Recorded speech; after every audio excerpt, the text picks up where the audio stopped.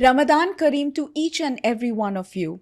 Hello, everyone, and welcome to ARK Talkies, the Anjana Kumar Show. I'm your host, Anjana Kumar. I'm sitting here with a celebrated fitness professional. Her name is Sameena Khan. She's a personal trainer as well as she's a bodybuilding athlete who has won several awards globally representing her country, India. And today she's here to talk about a very, very significant topic during Ramadan, which is fitness. I was having a conversation with her earlier, and she insists that everyone who is fasting must.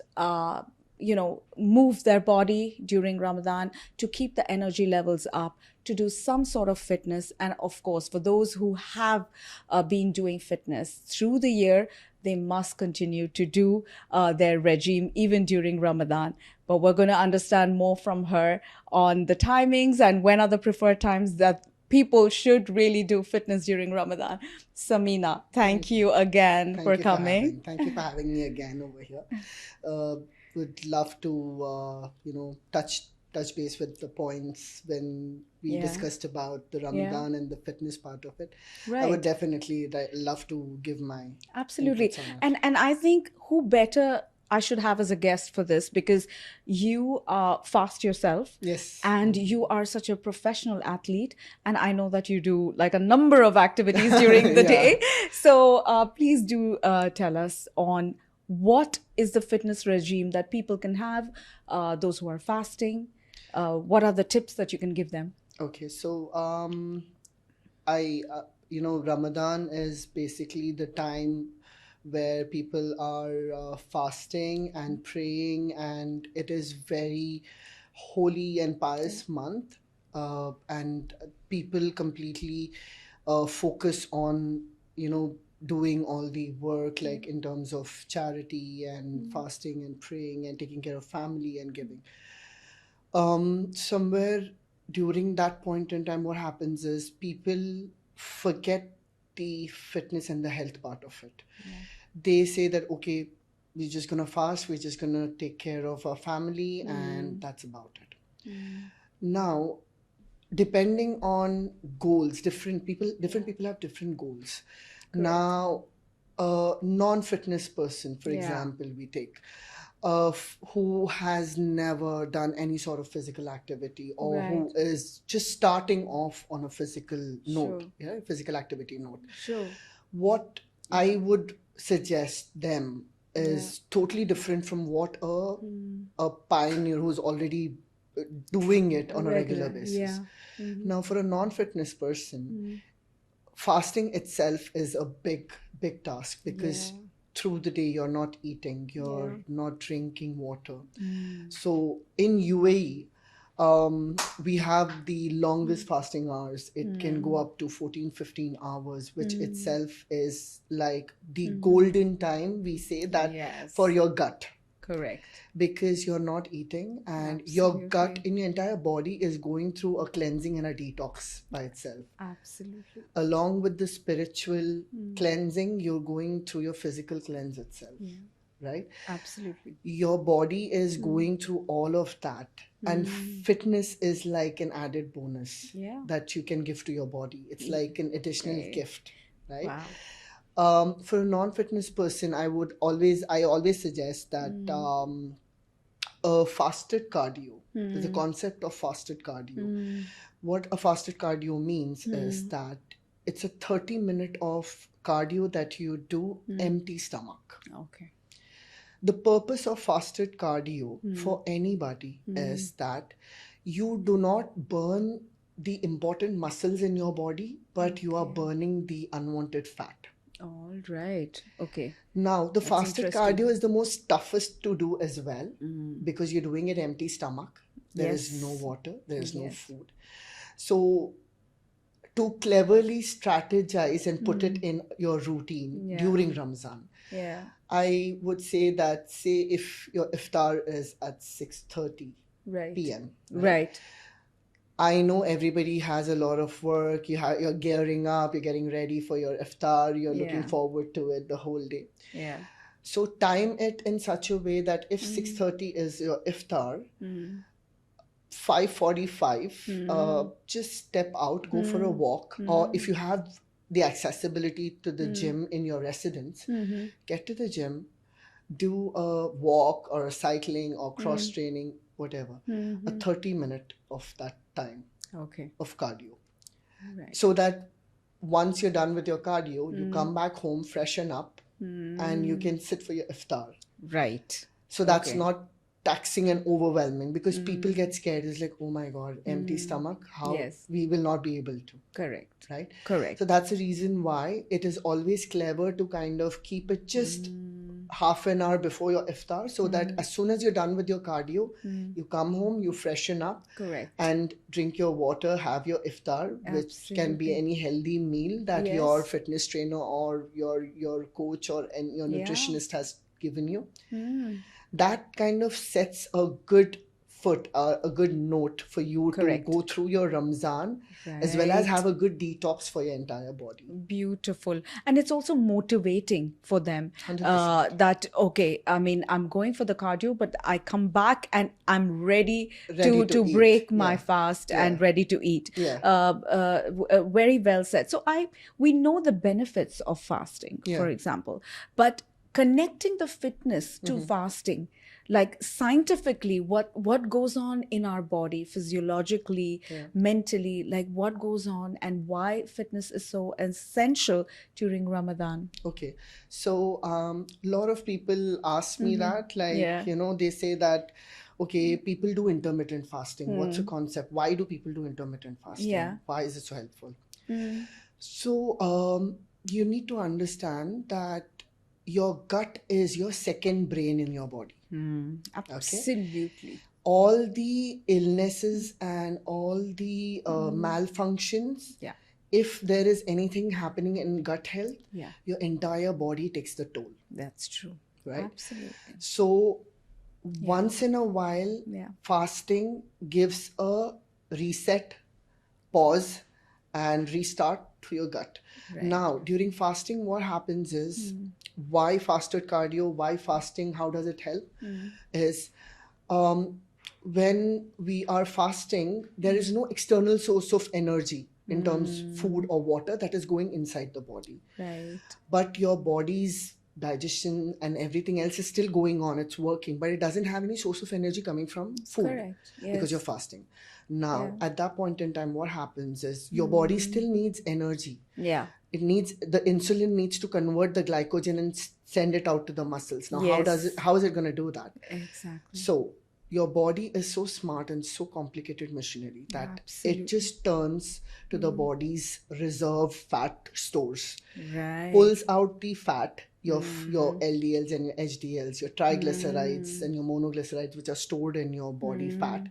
They get pulled out and they start breaking them down and turn them into glycogen, and then that gets started sending to all the organs and the muscles. Beautiful.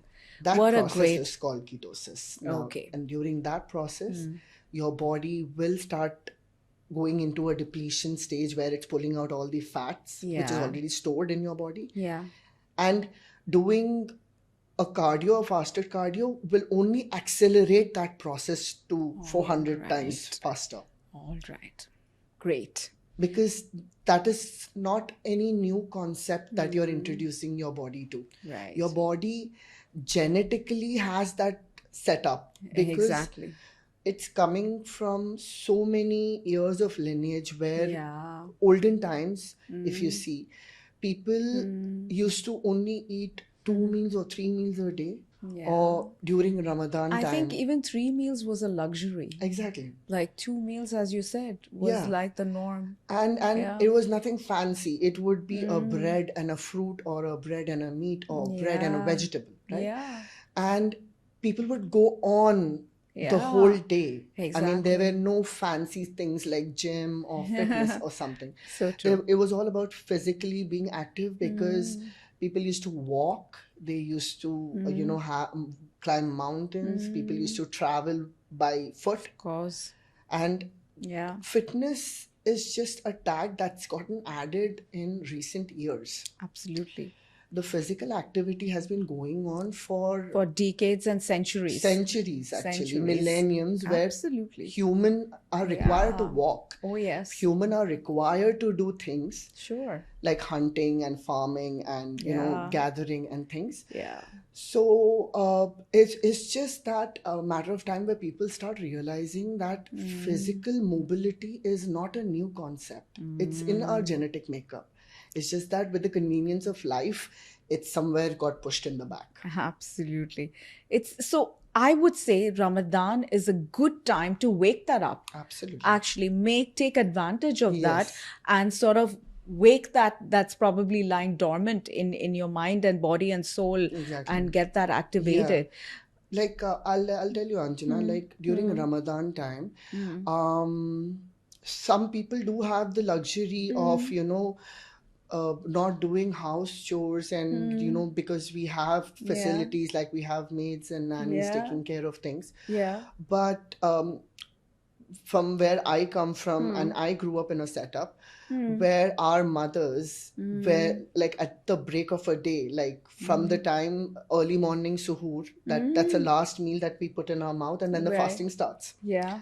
We've seen our moms constantly pray all 5 times and then get into the house chores. So basically washing clothes and washing vessels, cleaning the house, and cooking for all the family members. Yeah. There is zero rest because Of course. that's not the luxury that they have. Of course. And somewhere Yeah. now, with the convenience of having everything at disposal, Yes.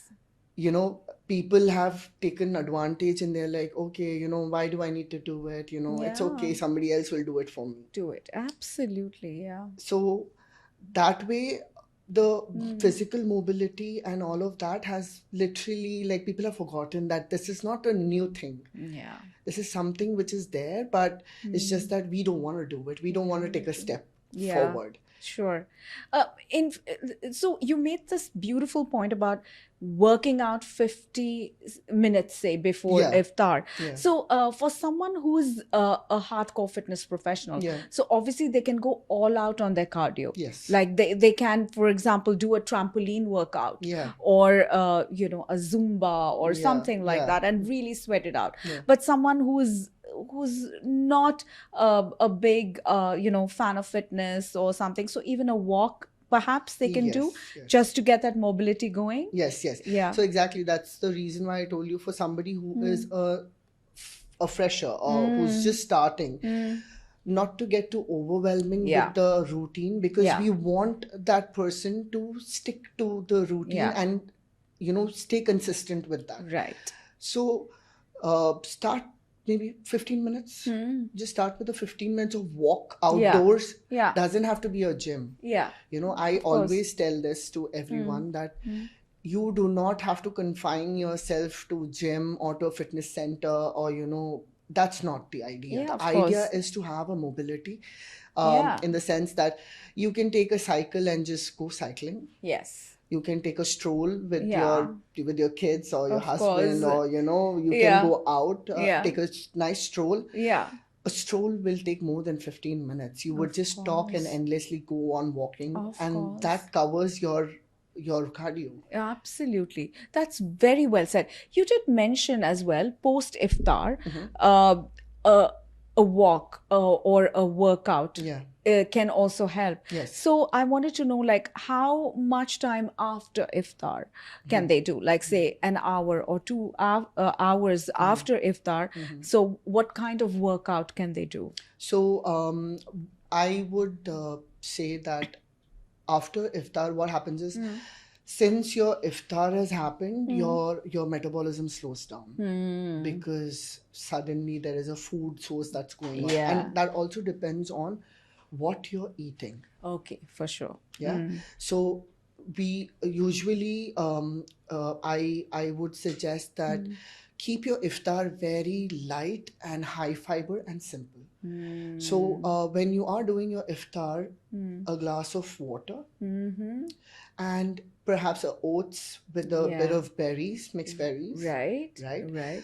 Or maybe a little bit of rice and whatever source of protein, maybe it can be a chicken, it can be a fish, Right. or it can be any vegetarian source of protein, say tofu or paneer, Sure. whatever.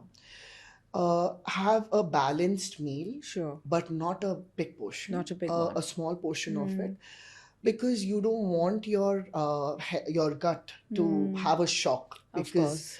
the moment you're putting your iftar in, your blood sugar level rises. Of course. Of Your course. insulin is skyrocketing because right. the food source has gone down. Yes. Yes. You need to give your body at least bare minimum 1.5 hour for it to kind of normalize, because the blood sugar has gone really high. Of course. Right? Yes. I agree. And when it comes to workout, I always tell that do strength training anything after 3 to 4 hours after iftar. All right. Okay. So that's the time to hit the gym and lift the weights. Yes, absolutely. Yeah. It's also it's all that's why we find so much of activity during the night. Yeah. Like people do a lot of things, like during Ramadan nights are so 100%. popular here in Dubai. Yes, yes. Because like people find things, activities to do with friends and family. And I'll tell you nice. this, that I have, because I know I have been here, I was born and raised, and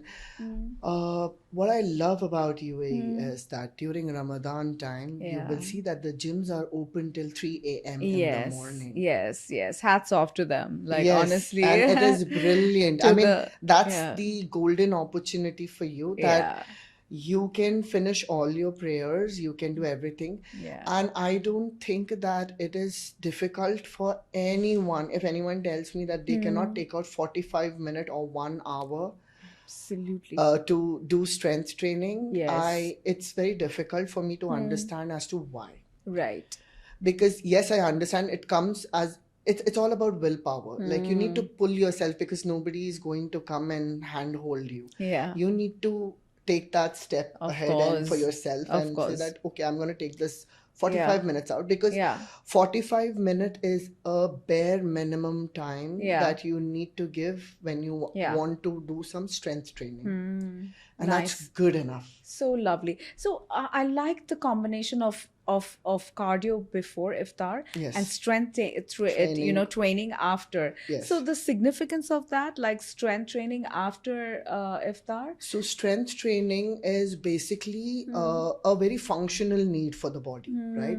Strength training is done so that you don't lose out on your skeletal muscle mass. I'm not talking about the big muscles that bodybuilders have. Right. That is totally different thing. Right. Skeletal muscle is something that every human being has. Yeah. Yeah. It is basically for your joint functioning. Oh yes. Yeah. So as you grow old, they say that after you turn 30, every year you're losing 2% of your muscle mass. Right. Okay. And that's the reason why most of us complain of joint pains, back pains, knee pain. Right. After 35 plus. Okay.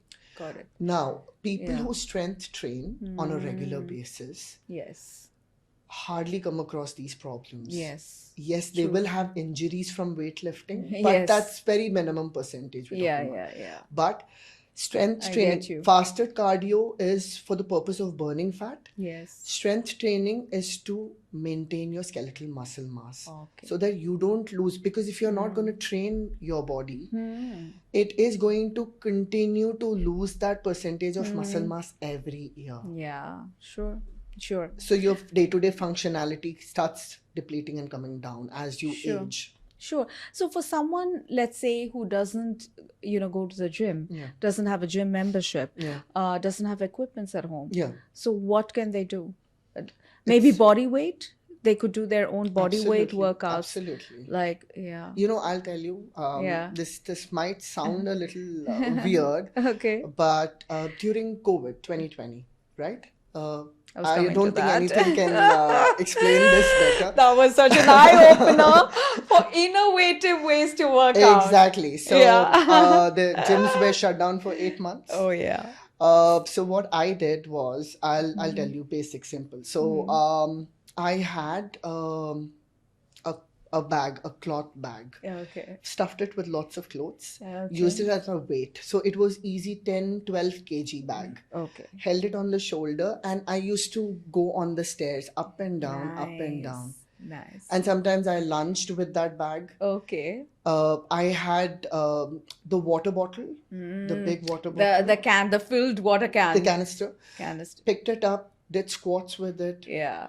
did my shoulder workouts with it. I Right. still have those videos on my page. Oh, wow. And that was, and I had resistance band, which I Yeah. used to like lock it with the door, shut the Yeah. door, and use that for my back workouts. Of course, of course.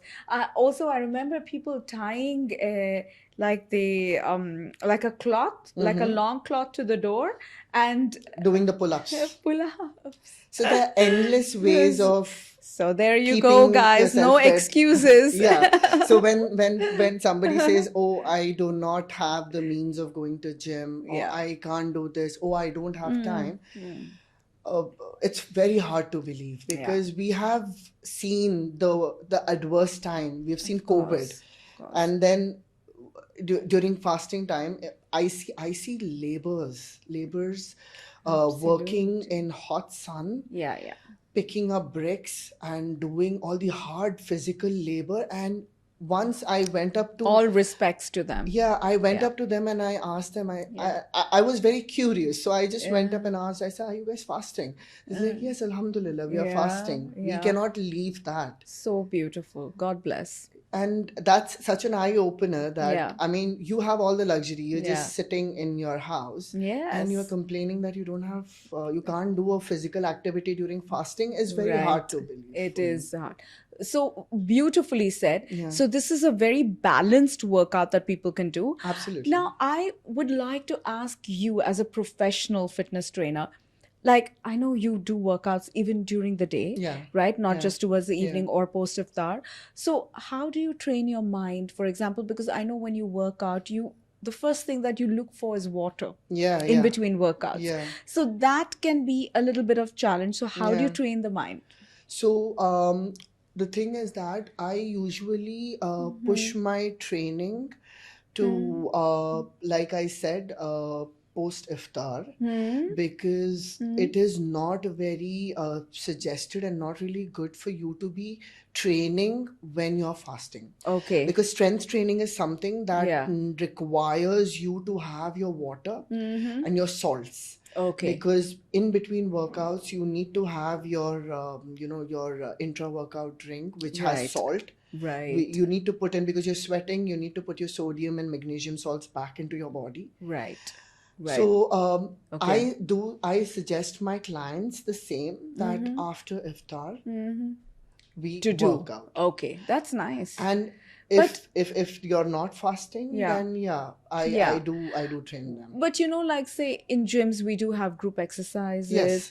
And, there are people who go to the gym Yeah. who are not, fasting, and the Yeah. trainers have to be there for them. Yeah. So I suppose it all comes down to the strength, Yes. the mind, The mind. prepping the mind Absolutely. that you can move on. Yes, yes. See, every time when it comes to your physical activity, it's all here. If your mind is not in tune with you, no matter whatever odds are in your favor, your Yes. mind will not support you. Right. You need to discipline your mind first. Yeah. That I have to do this. Yes. No Right. matter what. Right. And then if anyone tells you otherwise, Yeah. you are going to be super focused on that. Absolutely, absolutely. And as you said, the body has enough and more reserves. Yes. So even if you're working out and Yeah. it's part of your job, it's part Yeah. of your routine daily, there are reserves. So it's not that it's gonna sort No, of of course affect. not, Yeah. yeah. So beautifully said, Sameena. I think it was so informative, really. I know that a lot of people do have these questions and doubts Yeah. about whether they should do fitness during Ramadan, what sort of exercises they should do during Ramadan. So thank you so much, Sameena, for actually highlighting it so clearly. I've had these doubts like personally. And today, I think it's all been cleared. So, as Sameena said, if you are fasting, just pick, say, an hour before iftar to do a good cardio workout, and also about 2 hours post iftar to do a strength training workout. And that should be good for you to keep your fitness regime going during Ramadan. For now, it's a wrap from me, Anjana Kumar. Thank you so much, Sameena. Thank you so much. Thank you so much. Come back, because on the next episode, we're talking to Sameena on the importance of nutrition and what to have during iftar and suhoor, because again, we don't want to shock the body. So we're going to talk about elements that really work well for nutrition during Ramadan. Thank you so much.